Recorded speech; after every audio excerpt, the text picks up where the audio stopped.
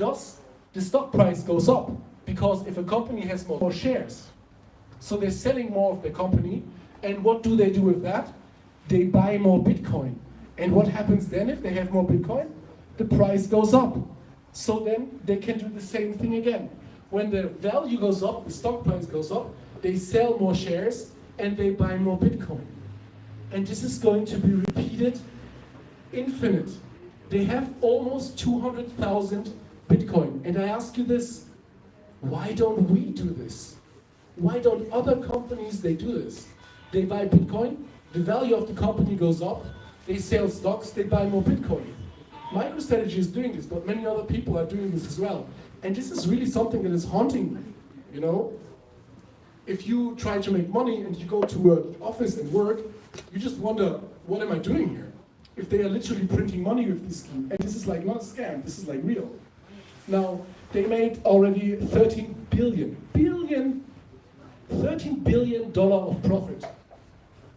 But of course I wouldn't be a blockchain evangelist if I wouldn't be critical of Bitcoin a little bit. So I want to point out that they would have made more money if they would have bought Ethereum instead of Bitcoin. And with that, we start with the presentation of tonight. Edwin, please, the floor is yours. Blockchain basics for Edwin.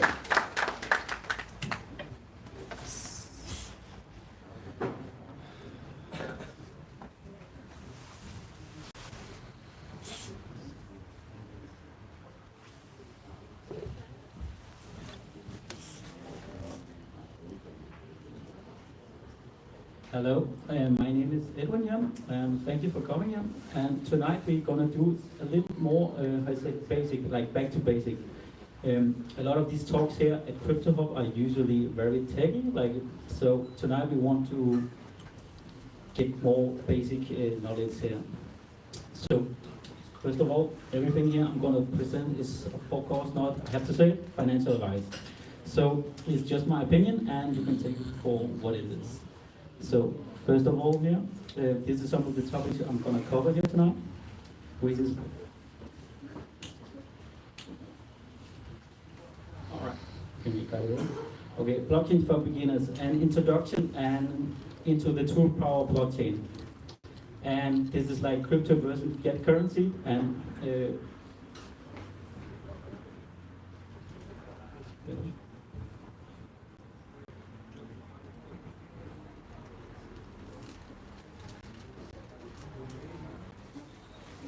okay, thing is stable right now. All right. Yeah. So crypto versus fiat currency, and how does Bitcoin work, and also how to safely store your crypto. And I'm going to talk about some second generation blockchain as well. And then we're going to look into some industry trends and projects, and some very basic trading tools. And then just some, perspective on the future of blockchain and how you can possibly get started. So first of all, who am I? So my name is Edwin. I'm 35 years old. I was born in Guatemala, and then I was adopted to Denmark, and I'm basically a Danish citizen. And I have also lived in both Germany and Portugal, and now I'm resident here in Malta. And I have worked in many working fields throughout my life, but basically notable is like automobile industry, hotel and hospitality, telemarketing, banking, and then also some startups. And from some academic background, I have been studying at Copenhagen Business School, where I did study business administration. However, I didn't graduate because I thought it was more fun to look at charts. And yes, this is also then, I have been involved in crypto since 2017, more professional you can say. However, I did discover Bitcoin already when it came out, and then I was also a little bit involved with purchasing something on the dark web. Something maybe no Silk Road. Yes. The first thing here I'm going to talk about here is like a fiat currency versus cryptocurrency. So first of all, fiat currency is what basically is the money issued by the government, and fiat basically means make it happen. And this is basically what they do, they just create it basically. So in that sense, it makes sense what is called fiat currencies. And then we have cryptocurrency as well here. And the difference is here, as you can see here, money, as you know, is like a medium of exchange. And cryptocurrency, in this sense, Bitcoin here, is also digital medium of exchange. And fiat currency here is represented by bills and coins, and here cryptocurrency is presented by private and public pieces of code. And in Bitcoin sense, there's a limited amount of them, 21. And in the fiat currency sense, basically they can just keep printing because it's not backed by anything, and like issued by government. And here cryptocurrency is issued by like computers. And then you also have the difference where fiat currency is basically centralized and Bitcoin is decentralized. And then we have like the value is determined by market and regulation, and in the center Bitcoin will supply and demand. So here are some other key things I want to talk about when we talk about fiat currency and versus Bitcoin. And here, like fiat currencies is like controlled and centralized, like controlled by centralized entities like private and commercial banks and central banks. And big banks don't really care about regular people like us, and they also operate with something called fractional reserve banking, which basically means that every time you deposit some money in a bank, they are allowed to actually create like digital money in the system. So if you issue like $1,000 in the bank, they are allowed to just hold at 10% in many cases that as actual reserve, and they can basically lend out the rest without actually having in their holdings. And then central banks also can just keep print money, which is basically also can lead to high inflation and has historically led to a decreasing in our purchasing power. And on the other hand here, in Bitcoin, the money creation is written in the software itself, and the network here is decentralized, so it means there's no need for intermediaries and central authorities. And also, I believe Bitcoin really empowers we the people, because it basically takes like the money creation back to we the people.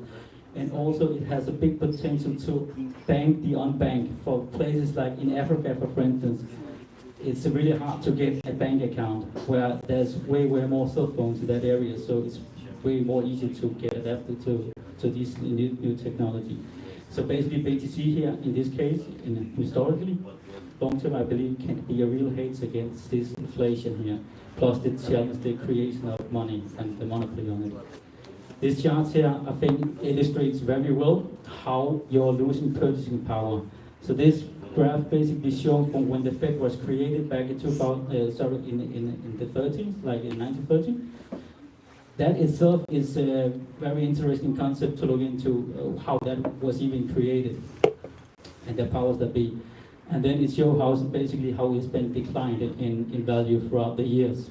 Of course, through different events and so on, and I think that has happened. And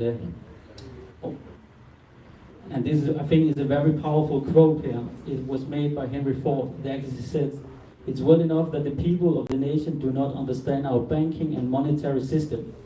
For if they did, I believe that there would be a revolution before tomorrow morning." And this is why also it's really there to me to talk about these matters here, because if people really knew how the money system works, no one will ever vote for it. Which means we will not have it. So that's why I'm very glad that we have Bitcoin right now, because now we actually have a real alternative. So yes, and this, of course, is an extreme case how inflation can go. So this is basically a $100 trillion note, which was issued in Zimbabwe. So this is they had the world record in inflation back then. So of course it's still not in place, it's not valid anymore, but it is just to illustrate how poor the government can be around. Yes, and this is basically a logarithmic chart of Bitcoin. Goes back for all the way, I think it's like 2013, and then until a couple of days ago, where Bitcoin was at 51,000, and just see what happened to the last couple of days. So basically, yeah, a lot of price action has happened, but it's just to, like I said here, illustrate how Bitcoin can long term be more a good hedge against these kind of things here. So I'm going to try to look a little more into how Bitcoin actually does work. It has this ticker symbol called BTC, and basically the tech is called DLT, which is basically a digital letter of transaction, where it's duplicated and distributed across network of computers, and this is referred as the actual blockchain. And basically the blockchain is like a shared database secured through complex cryptographic and encoding algorithms, and where we have something called miners, where they validate your transaction through this concept called proof of work, and they are being rewarded in Bitcoin for it. And here also, like some other key points, is peer-to-peer system. Ownership here is actually securely in the cloud. It's open source, everyone can participate, and I believe it's a democratic way to approach money and economics. And the true value here, I believe, lies in the decentralized protocol. Also here, Bitcoin are stored in a wallet where it contains a public key and a private key. And the private key is the one you will need to use to actually move the funds. And for OGs, they might know that here is the Genesis block here from Satoshi, the first one. And BTC can be divided into smaller fractions, so it can have like 0.007 and then 1 BTC, which is called as Satoshi. And and this is infographic also trying to illustrate how actually Bitcoin works here. So we can put it down in 6 steps. So basically here, A wants to send to B down here, and it happens with this kind of thing. Oh, sorry, one here. So A wants to send BTC to B, and this happens for this private and public key. And then those transactions here are grouped into another confirmed, like into other block into other transactions, and then they come along with something called a hash, and a hash is a kind of a fingerprint. And this fingerprint makes it unique. And then miners, they verify that this block is genuine. And this is done through this complex mathematical equation problem called proof of work.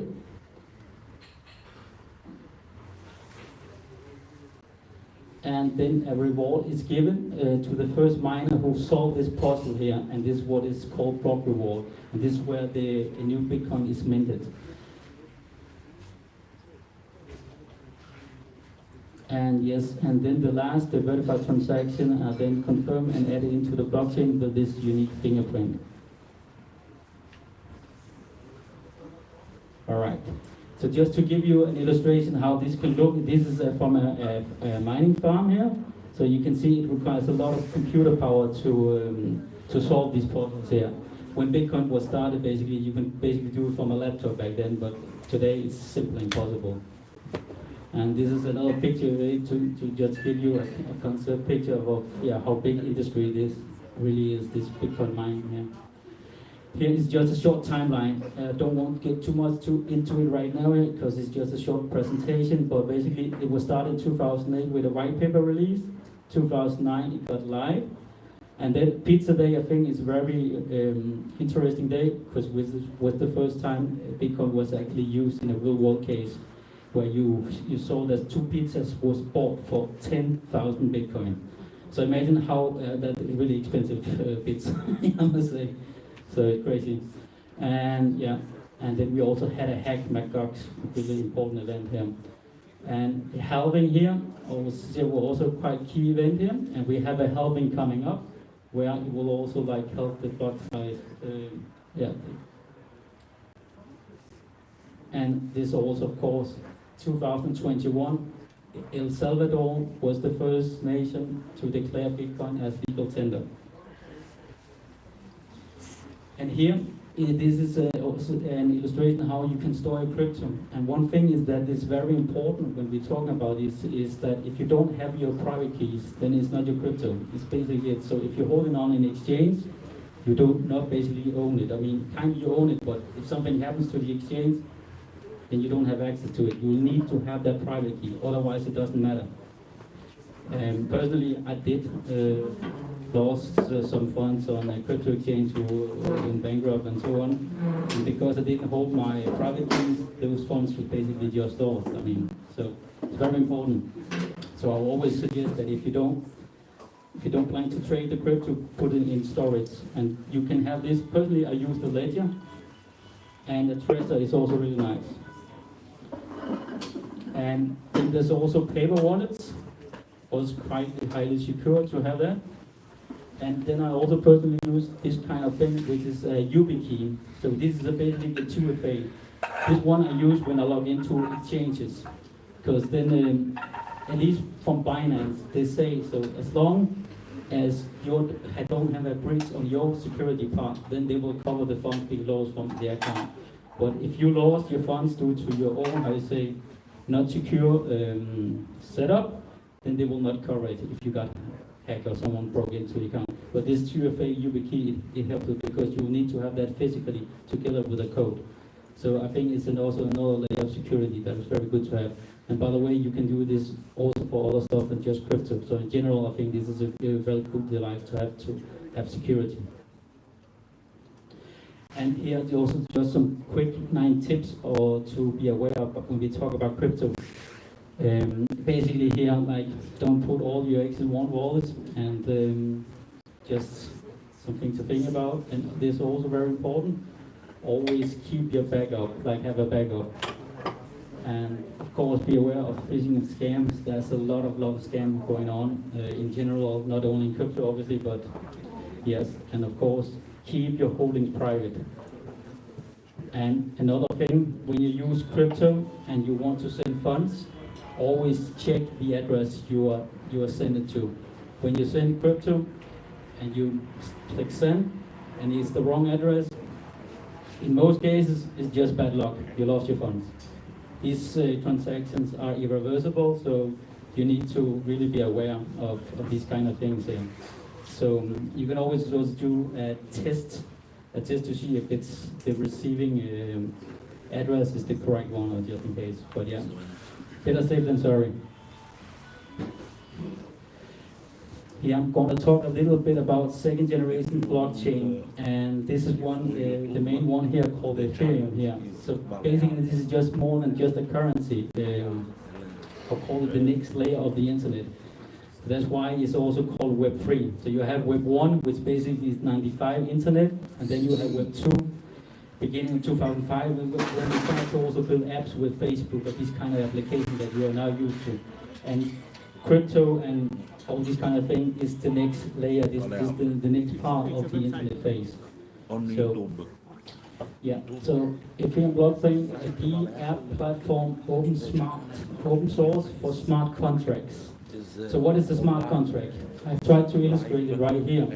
So smart contract is basically a protocol where you can do these kind of things, where you can have a secure, autonomous, and accurate, and interruption-free, trusted, cost-free, efficient performance of all kinds. And you can also, like, if it's a bit abstract, I've tried to explain it in this case here. So if you imagine you have a vending machine, you probably know a vending machine. You put money in, and then you want to take up a chocolate bar or a berries, whatever, and then you get it. But basically here, it's the same, but you can just do more complex thing than just buying a drink. You can put real assets on the blockchain where it's controlled by the blockchain. So it opens a lot of opportunities for whole new business concept, or many ways to interact without any intermediary, as long as you trust the protocol, like the smart contract. Here I have just mentioned some use cases where you can use these kind of applications here, or blockchain in general. I don't know if you guys have heard about the Internet of Things, and where you basically are merging these kind of things like devices with the internet. There is some project called like Enterprise City in Austin where the building these smart cities basically, kind of Web3 world basically, and some of them are powered by IOTA Foundation. Then you also have some opportunities with cold storage, Sidecoin, Filecoin, decentralized cloud base, so an alternative to Dropbox. And ICO was heavily used, especially in 2017 when I really got involved in crypto. I mean, there was ICOs all over the place. I mean, I know a lot of people, who lost a lot of money because basically you could just issue an ICO and then people were just funded because, I mean, it was crazy times. So, and it can also be used to conduct elections, blockchain here. I believe that that's something that could be interesting to look into. However, I will emphasize that I believe that it should always be done with in-person voting, of course, and with paper ballots. So so working together, I think it could be very, very useful. Then you can also look into this online music where there is actually projects where they are trying to bypass record labels and all platforms by issuing this kind of the whole payment structure of it. The audio is a protocol that's rid of the intermediaries. And then you also have NFTs, which probably you have heard about. Has been hyped. It was quite a hype some years ago, and the most notable one is where you can have like payments and all kinds of things. And there's a project called Replay who is actually working on this, and this is powered by Theta. It's a very interesting protocol, I believe. Then you also have options to have censor-free internet, like DDoS attack and so on, where you can utilize the power of blockchain, and this is done on some of these protocols here, Polygon and Ethereum and Silica. And then of course DeFi, which is a very, very promising idea, I think. However, I still believe it's very, very early, and yeah, I mean, you should really be careful how you get involved in this, but I see a lot of potential here as well. Then just some basic crypto trends I find very interesting here. DAO, as Ferris was explaining, I think this concept is really, really, really interesting when we talk blockchain. So yeah, decentralized autonomous organizations. And then of course the metaverse. The metaverse was also very, very hyped some years ago. I still believe that this is going to be very, very big in the future. I have no doubt. However, it still needs to be built infrastructure. So it's going to take time before it really race off a thing, you know, but I really think that when that time is coming, you're going to see a lot of things into that space. But again, I really believe it's still some years ahead, so it's not tomorrow. Then, of course, another one I found very, very interesting is this concept called RWA, which real world assets. So it's basically assets from the physical world, such as real estate, stock, commodities, represented on the blockchain. And actually, I learned here a couple of weeks ago that now there has been developed this first exchange with real world assets, where you can actually trade like you're trading a crypto or a stock, but in properties. Very, very interesting. And then, of course, then you also have this gamify, which is gaming, which is highly used anyway, but mixed with some finance. So yeah, gamify and socialify, also quite new concept, where they are fusing DeFi concept with social media. Yes, so make crypto investing and trading simple by mastering these skills here. This is something I'm more personally involved in when we talk about crypto, more from the trading side, like from a technical aspect of it. So I wrote here, if you want to get involved, like controlling emotion, and emotion is a money killer. I'm going to tell you in a moment why I really believe that, because I've experienced myself. And if you want to also get involved, support and resistance, if there's something you have to learn, if you want to just know a little about trading and investing, then you need to understand support and resistance. Everything in trading is really built up on that. Also when you look at indicators, everything. This is the most important thing. And it's relatively simple to understand, but to master it, of course, it takes some time. But yeah, it's very, very interesting, yeah. And then I wrote here basic understanding of charts and trends, indicators, and to have a strategy.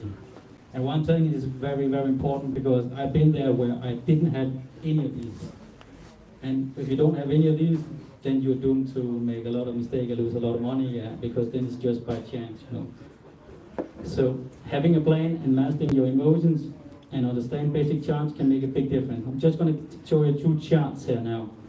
So basically here, if some of you remember this coin here called Verge, I was fortunate enough to get in here at that point, and I was relatively new when we talked trading cards. So what happened here at the December bull run, It went all the way down, 2,422 in gains. But did I sell?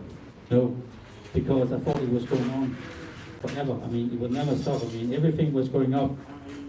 I have no plan. I have no control of emotion. I think everything was just an eternal right to whatever, to Mars or to infinity, man. Stop loss, man. Stop loss. Yeah, exactly.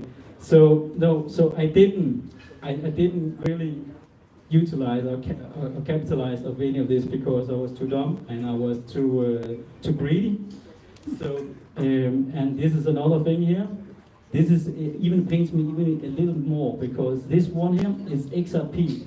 XRP is one of the first crypto I ever bought, and it goes back to again. And I bought it this time here. I think it was in October like this. And back in the bull run, when everything was going up, we have an LCs and everything would just keep going up. It's like there's no ending here. So I got so impatient. Again, I lost control of emotion. I have no plan and so on. So what did I do? At this candle right here, I decided to sell my whole position. Only to learn 2 days after what did happen. So this is just my loss again, but like clearly the gains was even higher than this 626%. I think it was like 12 or 1300% like in a couple of days. Insane. But however, that's what I want to emphasize. Having a plan, try to understand the basic trading could have avoided this, then I would have capitalized on it. And yeah, so it is what it is. So just here some very, very basic trading strategies. I don't know if you are familiar with candlesticks here, but basically here is like a green and a close. If you're looking at charts, it's something to look at here. And this is another thing here, support and resistance here. So this is what I'm saying here, why this is so basic, but so important how when we talk about trading, because everything is built up on support and resistance here.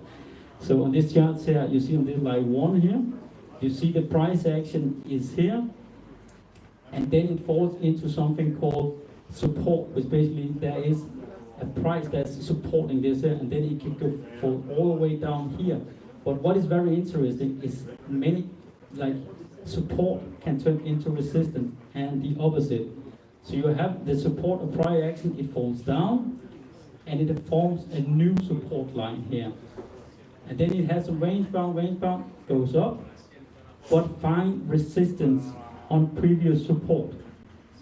And this is the same concept. And market works in this price range. And you can take this and look on every time frame. This is how the market operates, support and resistance.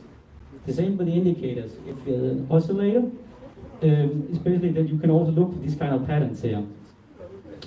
It's a little bit different with overlay, but still it's basically around support and resistance.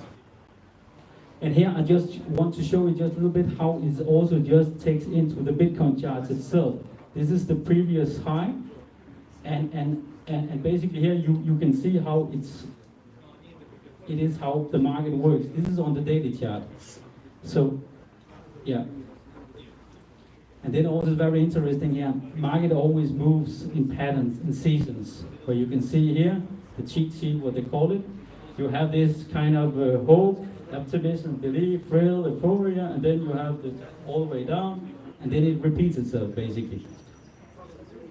And then if you, we can look here how it has actually taken into the Bitcoin chart itself. However, it's a bit old, you can still see the concept of this cheat sheet here, how the market works. And also for reference for more current price action here, it's taken into account here, all the way down here, and just for copper. So this is basically how market works. So just by learning this here, you can take a lot from it, and then, I mean, at least take it into consideration when you're trading these assets here. So then we also have something called altcoins, and altcoins is all the other coins than Bitcoin. And altcoins have, of course, a big potential for higher ROI, but also the opposite, like it's very volatile. Like I said, I never buy the dip here, never buy the top, only dumb money do that. So, and then also understand when we talk about these altcoins about supply and demand, BTC has a limit, And for instance, Dogecoin, it has unlimited. So of course, there's going to be like you always need to take that into consideration. Tokenomics is also very, very interesting, important to understand these kind of things. Like again, the correlation between coins and circulation and so on, and how they're distributed and also follow into the protocol. I mean, tokenomics is very, very important to look into. And then of course, look into if you want to invest. If you're an investing coin, do they actually solve a problem? BTC, in my mind, obviously solve a problem. So if a coin, altcoin should be, how you say, have a long-term, how you say, use case, or like if it's just some hype and so on, always look on the more basic, like the fundamentals kind of thing. And of course, always do your own research. Yes, exactly. Yeah, some more few things to consider here. Consider whether this market is for you, volatility-wise, security risk, political aspect, and so on. And also ask yourself this question: are you an investor, day trader, swing trader, or hybrid trader? This is basically what I call myself, because I'm not like a day trader, or I'm a kind of investor, but I utilize the speed of crypto. And that's why I call it kind of a hybrid. And also, good idea too if you want to like get some knowledge, like go on Twitter, called X now, or Telegram, Discord. I mean, there's a lot of nice communities on these. I use these a lot. TradingView, of course, if you want to look more on the charts and so on. And also use for all users rated coin market. I mean, there's so many, so I didn't want to put on like all of them on right here. And then what I say, use fundamentals to identify what to buy, and then use TA to identify when to buy. Again, sign up for exchanges or different protocols that's aligned with your preference on how you want to trade. And again, always prioritize your security. And again, avoid falling for get rich schemes, rich quick schemes, and you will likely make mistakes, so accept them, but remember to learn from them. And then, like I said, really also, but it's very important, have a plan, have a strategy, and also have an exit plan. And then trading is my mind 91% psychology and 10% skill. Because honestly, when we talk about trading and charging, everyone can learn it. It's not difficult, definitely not. But it's of course easier said than done because it's with feelings and so on. And emotion is a money killer. So I would 100% say to everyone, everyone can learn technical and TA, technical analysis. So yeah. Here on the very ending here, I said here, Star Wars, the Empire Strikes Back. When I say the Empire, I mean the elite. And my point with this here is some form of the future of crypto. Because what are we seeing here today, like in the political realms and so on, and in the central banks? They're talking about this central bank digital currency, which is basically they have realized that their system is broken. I mean, is deemed to collapse at some point. I mean, I find it hard to believe how it can survive. So they're probably going to transfer it into something CBDC, which is basically where they want to utilize the blockchain and use it for their own benefit. And if you have dig a little bit into some of the ideas of it, you will know that they have this kind of plan where they have basically the CBDC for all the regular people and the CBDC protocol for the elite. So they're just transferring into the same, just where they are in control, rather than us, well, we the people, like, or it's more like a level playing field, you can say. And again, what is also very interesting in the years to come is the regulation part, and I'm okay for regulation as long as it doesn't kill innovation. So let's hope for a right balance here. And this is also something very, very, very important here, the trilemma they call in the blockchain about decentralization, scalability, and security. Because it is a big problem right now. It hasn't been solved yet, so it's going to be very interesting how this is going to be solved and done throughout the years. So yeah, that one is very, very important. Yes, and then how to get started here. I would say CryptoHub here is a good place to get started here. It's a very, very vibrant community. People are very friendly. And you can always just talk with people. That's what I found, not only here, but in the crypto space in general.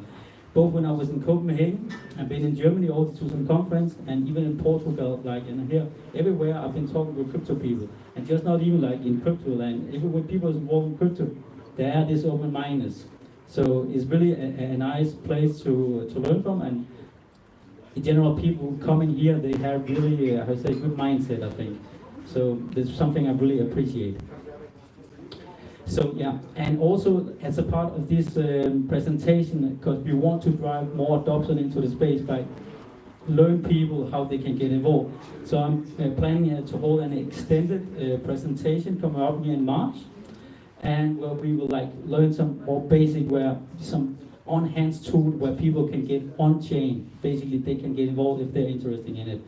So it'll be like a price on 23 euro for a 3-hour session where we can mingle and so on. And for that, I will also say that every Wednesday, I'm planning to be here every Wednesday, so I will also be available if people need some help with anything, of course free of charge. So yeah, you're welcome to join if you or just give me a approach me. And then here on the last here, if you have a right late, so yeah, I asked myself this same question when I got involved in 2017, because like I said earlier here, I was involved with crypto in a way back in 2014, but that was something called the Silk Road, and Silk Road obviously got shut down and so on. I never looked into the technical aspect. So when I rediscovered crypto again for real, I keep asking myself, because then Bitcoin has already risen a lot from the all-time high, and said, I am too late. To this, I'm gonna have to say to you right now that the fact is that less than 5% of the world's population is currently exposed to crypto. So yes, you're not super early, but you're not late either. So there is still possibilities and there's still good options here. So yes, with that note, I will say thanks for coming and join the revolution and take back the power and be your own bank. So thank you so much for your time.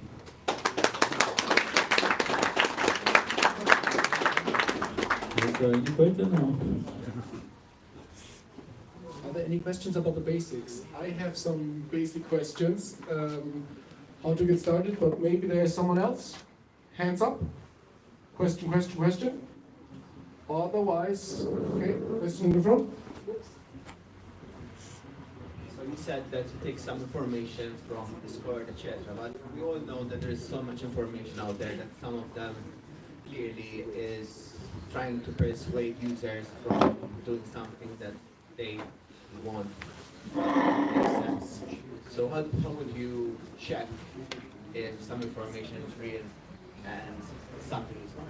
This is something that I feel it comes across all the time. All the time. I have to agree on you with that. So basically, what I do sometimes is like when I look at different projects and so on, I go into the Discord and check what is the vibe here. I think quite easy you get the vibe of how it is. It's more like a Pomodoro, like schema kind of thing. So I don't use it for that particular. Me here is more like when I'm involved in a project, like I'm invested in it. I like to go to the Discord, because on the Discord you can actually get in touch with developers and someone who's working on those projects and so on. So it's more in that sense I use it for, because otherwise I did notice, like what you're saying, a lot of these Discord come and join here, then there's too much noise. There's too much noise. So I don't use Discord in that matter to find it. It's more like when I have found a project that I like and I want to discover more and see how the vibe is, then I use it there, because a lot of interesting discussion is taking place in Discord. I mean, it's even more wild on Telegram, I think. It's even more wilder there. So I find it, Telegram actually more, I said there's more noise on Telegram, I actually believe. And a lot of projects also move from Telegram to Discord to get a more, I say, serious discussion. So, but I agree with you. It's a wild west, and that's why do your own research, man. I mean, it's so important. Of course, it takes time, but it's your money and potentially your life. So you want to do some due diligence. So yeah, but I agree, yeah, with your question. That is right. Most of the conversation takes place on Telegram, and especially in the Crypto Malta Telegram. So if you want to join that, go to the bar and scan the QR code. I remember my question. If I may, put up your hands if you have some questions. Edwin, could you go back to the slide with the spreadsheet? Of the cheat spread? Which one? The cheating for the market basis. The first one, the classic one. This one. This one, yeah. So tell me, my question, where do you think we are at right now? Oh, that's a tough one. Because personally, until before I came here and before we just saw the recent price action, I wasn't believe that maybe we were like, what's to say here? I mean, there is a talk here in general, if I want to get a little more technical, but we have like phase 1, 2, or 3 when we talk bull run. And basically we were in, let's see if I can find more, like the current price action here. This one, I want the first one, Yeah, but just to explain, because to answer your question. So basically here, this is where the capitulation is, right? And the reason is here, when we get into this phase here, this is where we come out from the bottom and go into what we call phase 1 of the bull, which means that we made a change in the trend. Not we go crazy, but we saw a change in the trend, which is considered phase 1. Phase 2, which we are currently in, but right now I'm a little bit in doubt, because with the current price action we see, it's close to have a confirmation that we are in phase 3, which is the one where everyone is in thrill. And but I still believe that we are in phase 2. But it looks like if it continues like this, we will be in phase 1 and we will have a parabolic move, which I don't hope we will, because then we will have a very, very short bull run, I believe, at least for the short term. So I want to actually have a little cool off, and I would like to have a retracement to have a more stabilized bull run. But yeah. Please, Edwin, tell me something good. I'm not ready to get hurt again. I mean, I'm just thinking out loud here, man. I don't know, but I do hope that we will have a severe pullback before the halving, and I think it will be healthy. And if we will not have it, then we need to reconsider everything, because then Bitcoin doesn't follow its previous cycle, or it's kind of not like it's one-to-one the same, but then it will have done something quite new, I would say. So again, I don't know. Let's see. Does everyone here know what the Bitcoin halving is? Because Edwin was explaining this. No. This is a very significant. I don't know. It's a very significant and important event that is happening in the middle of April. It's when the blocks that are issued by the Bitcoin, every block that is produced on the blockchain issues some Bitcoins. They are reduced by 50%. So only half will be issued on the market. That means the selling pressure is also reduced by 50%. And historically, this was always the main indicator for the next leg up, for the next bull run. And it's happening in April. We are going to have a party. We are going to call it the Bitcoin halving party in April. And then in May, we are going to have another party for Bitcoin Pizza Day. So the future is looking good.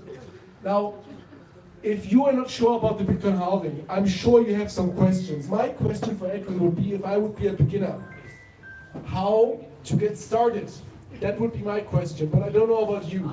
We are going to have more of these events in the future. We focus on the basics for beginners. And the idea is that if you have some friends that are always asking you, how does blockchain work? Should I buy Bitcoin now? Now is the new all-time high. Should I buy the top? No. And you're tired of explaining to them those basics, then you can send them to an event that we are having with someone like Edwin explaining those basics. So, any more questions left for the basics? There was a question here in the front. Hey Edwin, thank you very much for the presentation. How would you explain to friends, family of yours that are now possibly hearing about Bitcoin now, the euphoric phase that we're talking about? How would you try and guide them to be logical in their decision making? Because we're getting to that part of the phase now where I think most of us in here believe that there is greater potential with Bitcoin, but people that put in their money now, potentially, like you talked about, there could be a correction. How would you advise people to be sensible about their investment decisions rather than just getting caught up in the moment, essentially? It's a good question. I mean, I will say if people only just get started, I mean, get to know the basic, like you need to understand what you are investing in here, you know. So, I mean, again, it always been like on the case to case how, you know, how to say risky people wanna be, or if they will need the money in long or short term. Because again, it's not a financial advice, but still I believe that more long term, like looking on the 5 to 10 years, that kind of thing. So if you don't need that money, I think it will still be good to be in Bitcoin, you know, and regardless of you buying right now or tomorrow or whatever, of course you always like I said in the presentation, use fundamentals to get what you want to invest in, Bitcoin or it's in another coin, but use TA to determine when to buy. So again, from newcomer, like I will like maybe say there is always things you can look at when you look from the chart point of view when it's a good time to buy, depending on what kind of indicators you're looking at and so on. But if it's just brand new, I would just say just get started with small, you know, and then see how it works just to get started. But again, like I said, it depends on the case. Like say, okay, you would not need to use that money for long term. You believe it, then I mean, again, it's not financial advice, but then if you don't need them, then you should be more relatively. But again, then it also depends with your emotion, because how are you? I mean, you need to get used to if you put in, like you said, you put money in, and there is a correction, and you're down like 35% or 45%. How do you take it? So would you rather try to take it with a smallest amount of money? Or again, it is. I think it's a very personal question, you know, like how people are in itself, because this is really how to say, like I said here, this is kind 90% psychology, like how your psyche is, and 10% skill basically. Because the skill, I believe everyone can learn it. If you put in the hours, it's not difficult. But it's the sentiment, you know, your emotion that is difficult to control. I mean, it took me time to, but when I learned, then I was fortunate to have some good mentors to have a strategy. So I have rules for myself, when to buy and when I can sell. And as long as I just follow these rules, I know nothing is bulletproof, but nothing is 100% certain. But it has a way better track record. So again, yeah, I think to answer, I don't know. It really depends, like I said, but that's why I think it's maybe smarter to just start with small, you know, just to get started, you know, like why would you put like just putting a number there, 100K into something, and then it pulls back, how would you feel? All right, and I always say this, I'd rather be outside of a trade that I wanted to be in, or be in a trade that I wish I was not part of, you know, I was in. So yeah. Yes. You just said something very interesting. So what kind of rules do you follow for yourself, like offhand? Yes, so basically I that's why I call myself like a hybrid strategy, because like I was fortunate enough to have a good mentor, I bought a course and so on, who he's been like self-taught, he has been a trader for like 25 years and so on. He has never done everything else than trading. He started when he was 15 years old. So, but he has a concept like called hybrid trading, where you're basically using some indicators, and it's called the rule of three. So you use 3 powerful indicators, and I know when I can use them because there is a set of rules there. Like I said, I have a strategy, but of course, and the powerful about this here, and this is actually one of the things I want to learn people about in this extended presentation, how they can utilize these kind of things by using very simple indicators.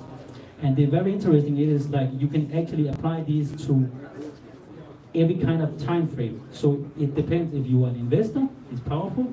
If you are a day trader, it's also powerful. And if you're a swing trader or something in between, because it's designed that way. So it's very interesting. But yeah, like I said, so I have a different set of rules that I use too, because like, again, I didn't know what I was doing, so I realized I need some education. Yeah. Any last question? That is very urgent, because otherwise we are going to continue to educate ourselves. After this, at the bar, we're not closing, and we are going to be here next week. Edwin is also going to be here. Catch him at the bar and ask him some questions. Yes, and exactly, and also like I will be here always You can always approach me every time at Crypto Hub every Wednesday before the presentation if you have anything, of course, free of charge. So, like I said, for me, it's also just to really help people get on board here. So, if you have anything, you can come early at these Crypto Hubs and just approach me, then we can have a talk. So, I'm here, I'm available. All right? Also by Bitcoin. Edwin, thank you very much. Have a good evening. Thank you.